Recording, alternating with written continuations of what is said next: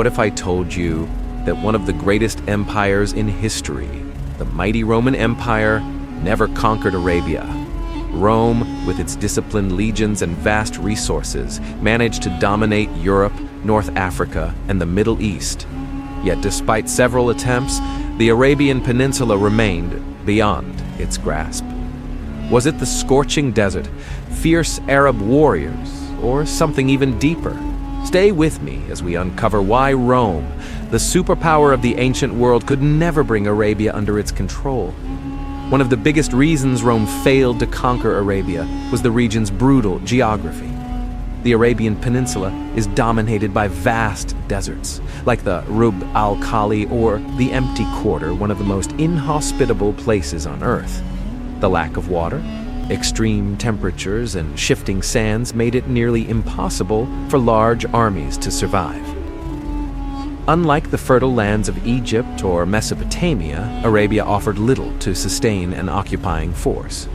Roman military campaigns were heavily dependent on supply chains, but in Arabia, resupplying troops was a logistical nightmare. Without stable water sources or infrastructure, Roman legions couldn't march deep into the desert without risking starvation and dehydration. This alone made a full-scale conquest nearly impossible. Even if Rome had managed to push into Arabia, they would have faced another problem: Arabian tribes.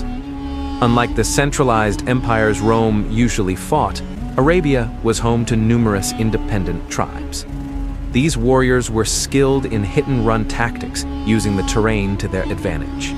The Nabateans, for example, were expert traders and desert navigators, making it hard for Rome to track or ambush them.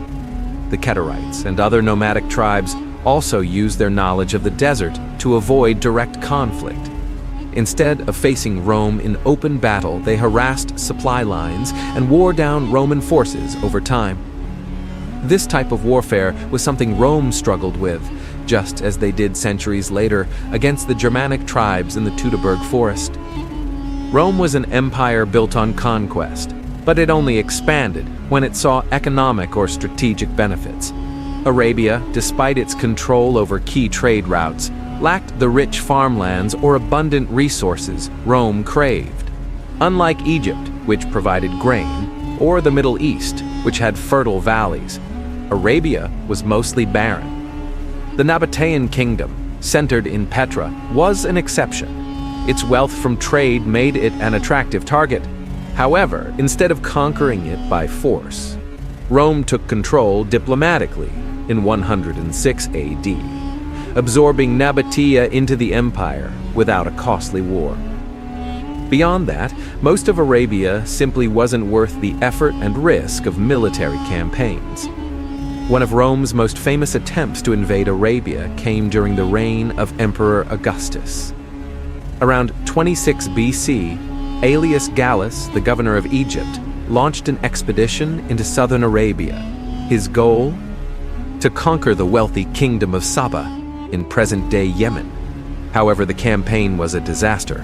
Gallus was misled by local guides, leading his army through treacherous terrain where disease and heat decimated his forces.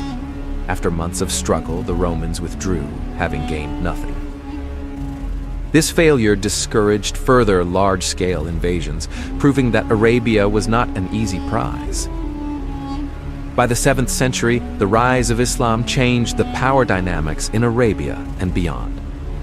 The Arabian tribes united under Islam, forming a powerful force that even the Byzantine Empire, the eastern half of Rome, could not resist. The Muslim conquests soon expanded beyond Arabia, eventually challenging Rome's legacy in the region. So why couldn't Rome conquer Arabia? The answer lies in a combination of extreme geography, resilient local tribes, limited economic appeal, and failed military expeditions.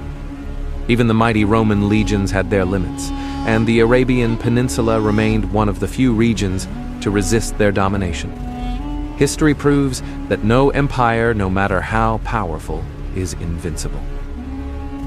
If you enjoyed this deep dive into ancient history, make sure to hit that like button and subscribe for more fascinating stories of war, strategy, and lost empires,